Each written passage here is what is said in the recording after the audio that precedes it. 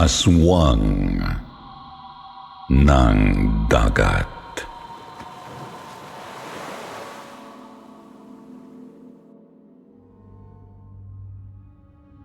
Isa na namang magandang araw sa inyong lahat, mga taga-subaybay ng Sitio Pangil. Na-miss niyo ba ako? Si Crisanto nga pala ulit ito. Magbabahagi na naman sa inyo ng panibagong kwento. Bata pa lang ako. Mahilig na talaga akong makinig, manood o magbasa ng kahit na anong kwentong kababalaghan.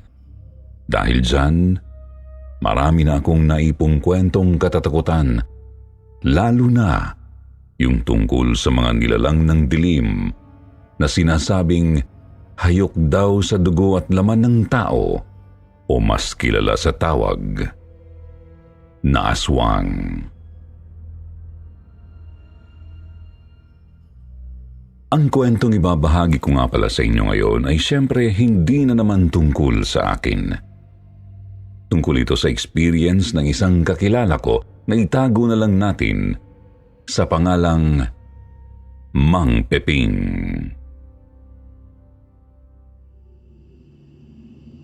Si Mang Peping ang matandang katiwala sa isang maliit lang namang beach resort na pinagbakasyonan naming magbabarkada noon. Siguro mga 20 anyos lang ako noon. Naimbitahan kaming magpunta sa kasal ng pinakamatandang miyembro ng barkadahan namin noon na gaganapin sa lugar na kinalakihan ng girlfriend niya sa Quezon Province.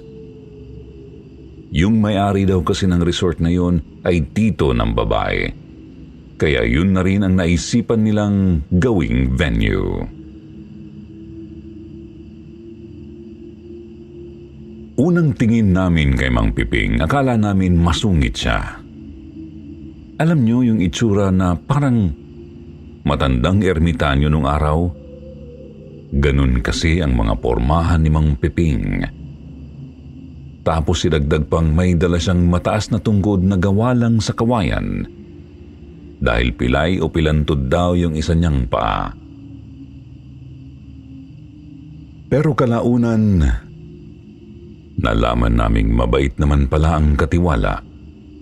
Kuwela pa nga siya dahil nakikipagbiruan siya sa aming magbabarkada. Anyway, sayang-saya kami noon dahil siyempre nakalibre kami ng bakasyon. Libre pagkain pa. Tapos doon kami pinatuloy sa maliliit na parang cottage na gawa sa kawayan pero may sariling maliit na kwarto at CR. Malapit lang naman sa mismong dagat yung cottage at 2 hanggang 3 tao ang kakasya. Sakto. 6 kami noon kaya 2 cottage ang ipinagamit sa amin. Gandang-ganda talaga ako sa lugar na yun at isa yun sa pinaka-hindi ko malilimutang bakasyon hanggang sa mga oras na ito.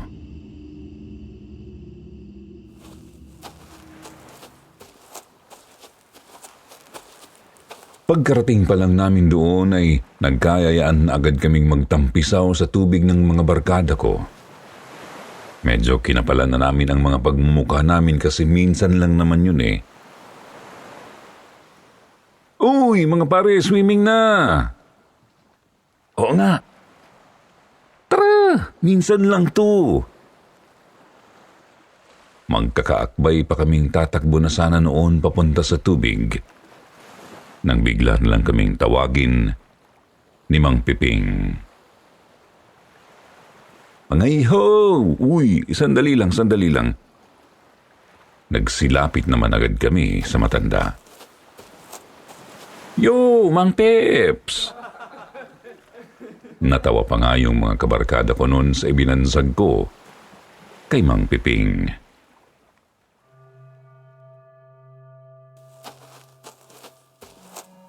Bago kayo magtampisaw dyan sa tubig, paalalahanan ko lang muna kayo ha.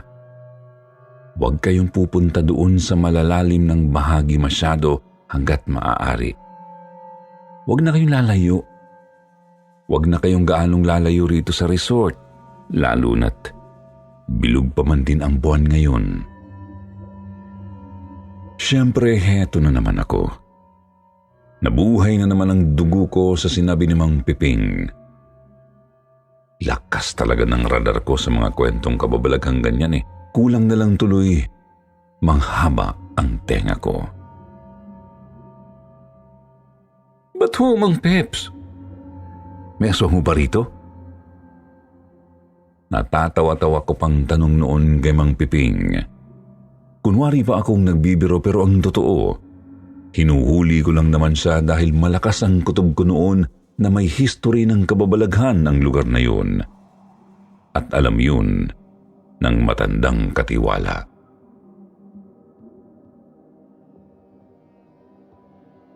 Hindi agad sumagot si Mang Piping sa tanong ko noon. Mga ilang segundo muna siyang tumitig doon sa may tubig na parang may inaalala siya. Pagkatapos bigla siyang bumuntong hininga. Oo, may aswang sa lugar na ito. Hindi nga lang siya pangkaraniwan dahil nakatira siya sa ilalim ng dagat. Sa sagot na yun ni Mang Piping, halo-halo ang naging reaksyon ng mga barkada ko. May kumantsaw, merong kinilabutan, merong nag-asaran at nagtakutan. Pero ako, tahimik lang akong nakikinig. Sige nga, Mang Peps, kwento nyo nga sa akin yan. Mahilig kasi akong makinig ng mga ganyang kwento eh. Oh? Akala ko ba magsiswimming kayo? Maya-maya na ako sasama sa mga kulokoy na yan. Kwentuhan niyo muna ako, Mang Peps. Natawa si Mang Piping. Pero pagkatapos nung inayanan niya akong maupo sa pinong buhangin, doon mismo sa pwesto kung saan kami nakatayo kanina. Bata pa raw si Mang Piping ng mga panahong yun. Siguro mga nasa 9 anyos pa lang siya noon. Mangingisda raw talaga doon ang tatay nila, pati na rin ang panganay niyang kapatid na lalaki, na tawagin na lang nating Arnaldo. Mahal na mahal daw ng kanyang kuya Arnaldo si Mang Piping noong kabataan nila. Kasi nga bunso tapos may kapansanan pa, kaya talagang sunod ang layaw niya pagdating sa kanyang kuya. Ito raw ang tagapagtanggol ni Mang Piping sa tuwing tinutokso siya ng mga batang kaedad niya dahil sa kanyang kalagayan. Kahit nga raw sa tatay nila na ng panahong yun ay masyadong istrikto, ay nagagawa pa siyang ipagtanggol nito kahit pa umabot sa puntong ang kuya Arnaldo na niya ang sumalo ng mga parusang dapat ay para kay Mang Piping. Pilyong bata raw kasi si Mang Piping noon.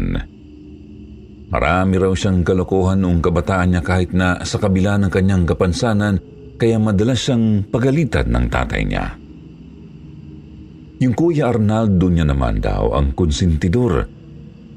Ito palagi ang kakampi at kasangga niya sa lahat ng bagay. Basta ang gusto lang daw nito ay masaya siya.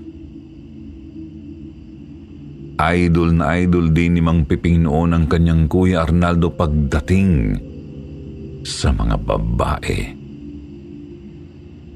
Magandang lalaki raw kasi ito noon, kaya napakaraming babae ring nagkakandara pa dito sa loob at labas ng kanilang isla. Ang hindi lang daw alam ni Mang Piping ay kung bakit ni isa sa mga babaeng nagiging syota ng kanyang kuya Arnaldo ay wala itong ni isa mang seneryoso. Parang laro lang daw dito ang pakikipagrelasyon noon. Kaya marami na rin ang babaeng umiyak dahil sa kanyang kuya. Kuya, hinahanap ka ni Mariela kanina ah. Yan mo siya, tinataguan ko nga eh. Ang kulit talaga ng babaeng yun. Bakit? Akala ko ba syota mo yun? Hindi na ngayon eh. May nahanap na akong iba. Ang ganda nun, Piping. Naku, pag nakita mo yun, baka lumuwa ang mata mo. Nakangisi pa raw ang kanyang kuya nang sabihin ito yun. Napasimangot si Mang Piping dahil napakabait daw sa kanya ni Mariela kaya napalapit na rin ang loob niya dito. Maganda rin naman si Mariela ah. Mabait pa. Sa lahat ng naging syota mo, yun lang yata ang naging mabait sa akin eh. Sus, mabait lang yun sa'yo kasi may gusto raw sa'yo yung kapatid nun. Si Marina? Kaso wag mo munang popormahan na, bata pa yun, tsaka sinasabi ko talaga sa'yo, Piping. Kapag nakita mo yung babaeng nakita ko doon sa kabilang isla kahapon, malamang sa malamang sumang-ayon ka rin sa akin. Walang-wala yung ganda ni Mariela sa ganda nun. Napailing na lang daw si Mang Piping noon at hinayaan niya na lang ang kuya niya na parang nahulog na sa pag-aalala sa itsura ng babaeng sinasabi nito. Parang araw tanga ang Kuya Arnaldo niya dahil iniwan niya itong nakangiti pa habang nakatanaw doon sa dagat mula sa bahay nila.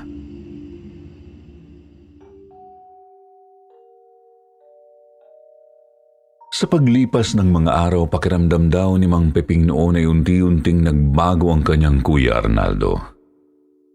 Palagi na raw itong gabi kong umuwi, pero napakaaga namang umalis para lang mangisda. Parang na raw itong timang dahil madalas niya itong makitang nakangiti kahit wala naman itong ginagawa. Minsan nahuhuli niya pa nga raw na nagsasalita ito na mag-isa at parang kinakausap ang sarili. Ano kayang gagawin ko para mapasagot siya? Sobrang pakipot ng babaeng yun. Lagi na lang nagpapahabol sa akin. Hanggang ngayon, hindi ko pa rin alam ang pangalan niya. Napangiwi raw si Mang Piping nang makita niya ang Kuya Arnaldo niya isang hapon na nagsusuklay sa harap ng salamin habang nagsasalita. Para na raw hinimod ng kambing o kalabaw ang buhok nito sa sobrang kasusuklay nito. Pero ayaw pa rin daw tigilan. Nakalintikan ka na, kuya. Baka kailangan mo nang magpaalbularyo dahil palagay ko'y namamaligno ka na. Bahagya raw nagulat ang Kuya Arnaldo niya sa kanya. Pero tinawanan lang nito ang sinabi niya. Ganito talaga kapag in love. Hindi mo pa ako maiintindihan kasi bata ka pa eh. In love? Hindi ka mukhang in love, kuya. Para kang timang. Pero imbis na mapikon, ay lalo pa raw siyang tinawanan ng Kuya Arnaldo niya. Ang totoo ay nagtatampo raw talaga siya ng panahong yun sa kapatid. Tuluyan na raw kasi itong nawala ng oras na makipaglaro sa kanya na dati naman ay halos araw-araw nilang ginagawa. Alam naman daw nitong ayaw ni Mang Piping na makipaglaro noon sa ibang bata dahil ikinahihiya niya nga ang kapansanan niya. Aalis na naman? Akala ko ba, kuya, sabi mo tuturuan mo akong gumawa ng saranggola? Hala, oo nga pala, no? Bukas na lang, Piping. Aabangan ko kasi yung babae ngayon eh. Sasabihin ko sa kanyang manliligaw na ako. Hindi sumagot si Mang Piping sa kuya niya. Pero halata sa mukha niya ang sobrang pagkadismaya. Noon daw, epektibong-epektibo ang style na yun sa kapatid niya. Pero ngayon ay parang wala na raw talagang makapigil dito kapag gusto nitong umalis ng bahay. Natulog ng malungkot si Mang Piping. Talagang malaki na ang tampo niya sa kanyang Kuya Arnaldo. Pero nang gabing yun ay himalang umuwi daw itong bigla. ng maaga. Oh, kuya, akala ko mamaya ka pa uuwi. Hindi pinansin ng kanyang kuya Arnaldo si Mang Piping. Napansin niya raw na parang hindi maganda ang ekspresyon ng mukha nito. Parang bad trip daw noon ang kanyang kuya Arnaldo, kaya minabuti raw ni Mang Piping na tanungin kung ano ang problema nito. Uy, Kuya Arnaldo, ba't ganyan ang itsura mo? Busted ka, no? Pero laking gulat na lang daw ni Mang Piping nang bigla na lang siyang hablutin ng kapatid sa leeg pagkatapos ay sinakal siya nito. Hindi ako nakikipag-asaran sa iyong bata ka, ha? Sa susunod, pag-aralan mong itikom yung bibig mo. Yun ang unang pagkakataon na nakita raw ni Mang Piping naggalit ang kanyang kuya. Sobrang bait nito sa kanya noon at kahit kailan ay hindi siya nito nagawang pagbuhatan ng kamay. Kaya sobrang nasaktan daw siya sa ginawa nito ng gabing yun. Kuya, aray, hindi ako makahinga. Doon pa lang daw natauhan ng kanyang kuya Arnaldo. Bigla daw nanlaki ang mga mata nito bago ito napabitiw sa pagkakasakal sa kanya at halos lumipad ito palayo. Sorry, Bunso. Hindi ko sinasadya. Uubo-ubo pa raw si Mang Piping nang makita niyang sinabunutan ng Kuya Arnaldo niya ang sarili nitong buhok bago ito nagtatakbo palabas ng bahay nila. Siyempre hinabol daw ni Mang Piping ang kanyang kapatid.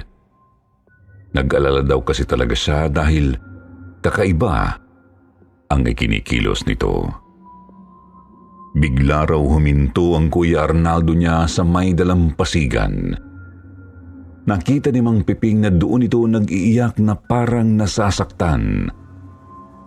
Yun lang din ang unang pagkakataong nakita niyang umiiyak ang kapatid.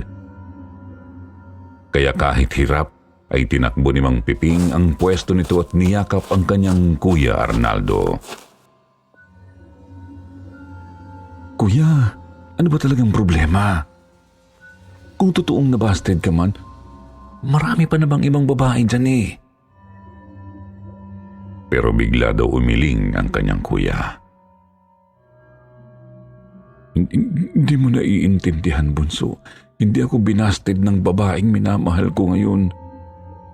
May nalaman ako tungkol sa kanya. Ha? Ano yun? Tinitigan daw siya ng kapatid sa mata bago ito sumagot. Aswang siya, Arnaldo. Aswang ng dagat. Isang magindara. Yun daw ang sinabi nito bago ito lumingon doon sa dagat na nasa harap nila. Halos lumuwaraw ang mata ni Mang Piping at napanganga siya nang doon ay makakita siya ng isang napakagandang babaeng nakatanaw sa kanila mula sa di kalayuan. Nakalubog ang katawan nito sa ilalim ng tubig pero kitang-kita raw ni Mang Piping na nakangisi ito sa kanilang magkapatid habang nakatitig mismo sa kanya. Ang sabi sa akin ni Mang Piping, noong una akala niya raw si Rena ang nilalang na yun. Pero nagkamali raw siya. Hindi raw kasi mukhang kalahating tao o kalahating isda ang aswang ng dagat eh. Mukha pa rin daw itong tao. Kaya lang kapag nakalubog ito sa tubig, ay nagdidikit ang dalawang mga binti nito at paa.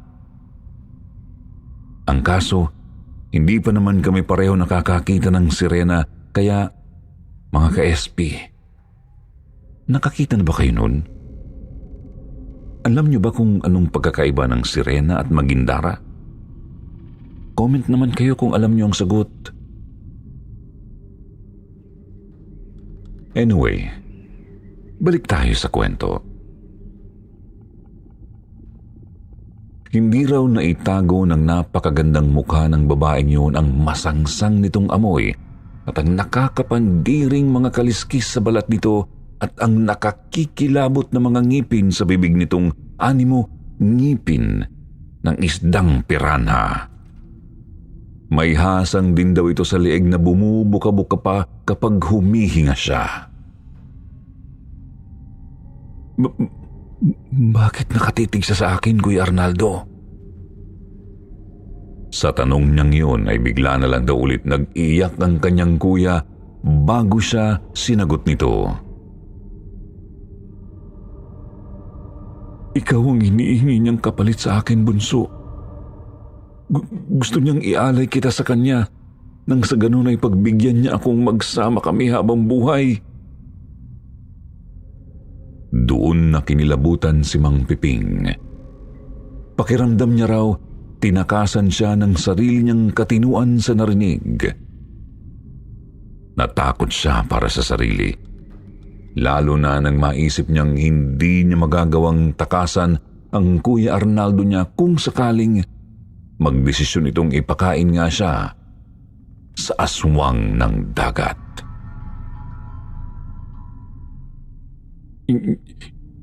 Ibibigay mo ba ako sa kanya, Kuya? Pero umiling daw ang kanyang Kuya Arnaldo noon bilang tugon. Hindi ko kayang gawin yun sa iyo, bunso. Doon pa lang daw siya nakahinga ng maluwag. Pero bago pa raw tuluyang maiyak ulit si Mang Piping noon, ay inaya niya na ang kuya niyang umuwi. Natatakot daw kasi siya sa presensya ng aswang na nasa di kalayuan lang at nakatitig sa kanila.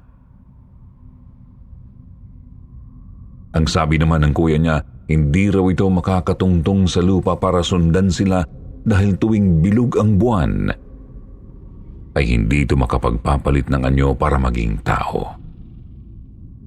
Tuwing bilog daw kasi ang buwan, ay nakatakdang kumain ng isang magindara ng sariwang laman at dugo ng tao para maibsan ang matinding kalam ng sikmura nito.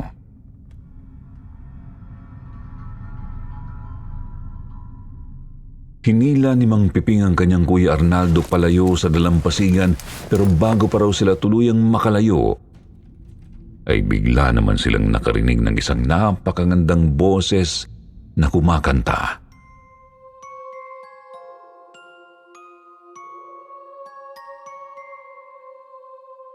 Para daw silang inihehele sa ganda ng boses na naririnig nila. At nang lingunin nila ang magindara ay nalaman nilang dito pala nang gagaling ang magandang boses na yon. Kitang-kita raw ni Mang Piping nang halos mawala sa sarili nito ang kanyang Kuya Arnaldo. Bigla siyang hinawakan ito ng mahigpit sa braso at kinaladkad papunta sa tubig. Kaya ganun na lang ang takot niya ng mga sandaling yon. Kahit daw anong sigaw at pagmamakaawa niya sa kapatid ay para itong bingi. Patuloy lang daw ito sa pagkaladkad sa kanya kaya kitang-kita rin ni Mang Piping nang lalong lumawak ang pagkakangisi ng magindara. Mabuti na lang daw ay nakawala siya sa pagkakakapit ng kanyang kuya bago siya nagtatakbo papalayo. Hindi naman daw siya sinundan ng kapatid pero nakita niyang nagpatianod daw ito sa alon at nagpakalunod. Gusto raw sanang sagipin ni Mang Piping ang kanyang Kuya Arnaldo pero wala siyang magawa.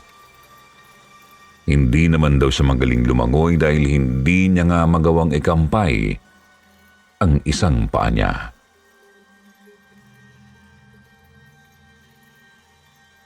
Sigaw na lang daw siya ng sigaw at umaasang may makakarinig sa kanya pero walang saklolong dumating. hanggang sa nakitan lang ni Mang Piping na tinangay ng Magindara ang kanyang Kuya Arnaldo papunta sa pinakamalalim na parte ng dagat. Tatay, si Kuya Arnaldo po kinuha ng Magindara.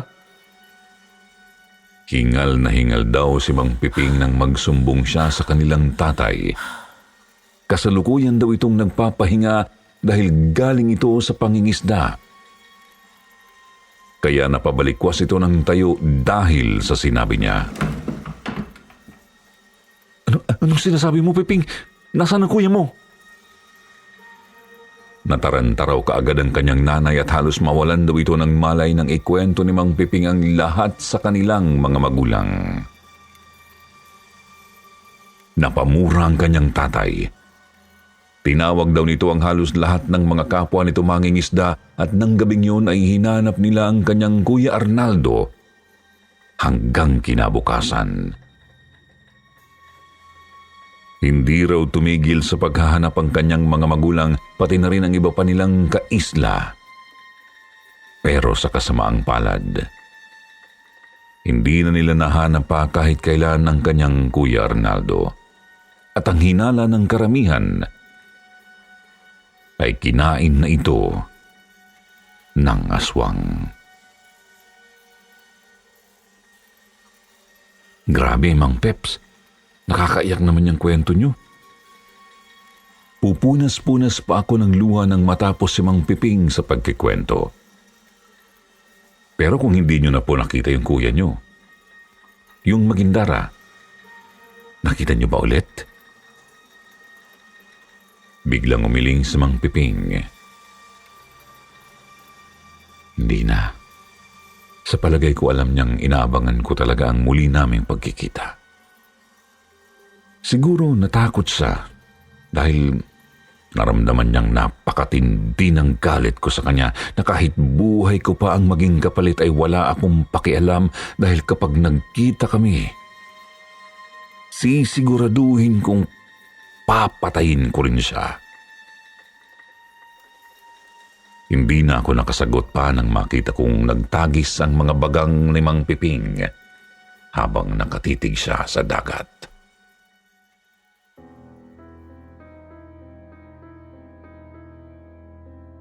Alam niyo ba, isa ang kwentong ito sa halos magpaiyak sa akin mga kasityo pangil.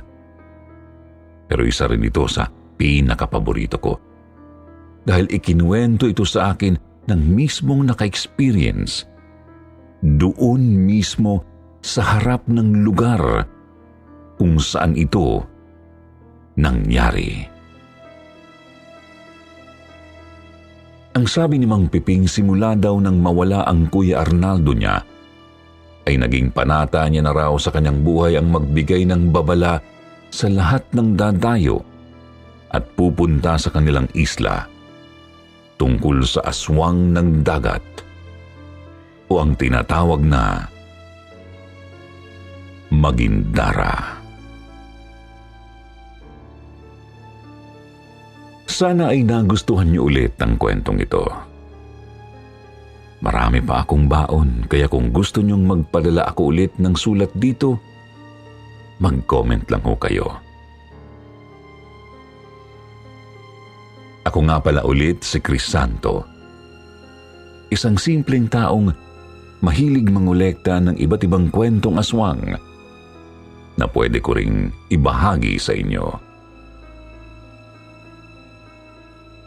Sa ngayon ay dito ko natatapusin ang kwentong ito ng Magindara, ang aswang ng dagat.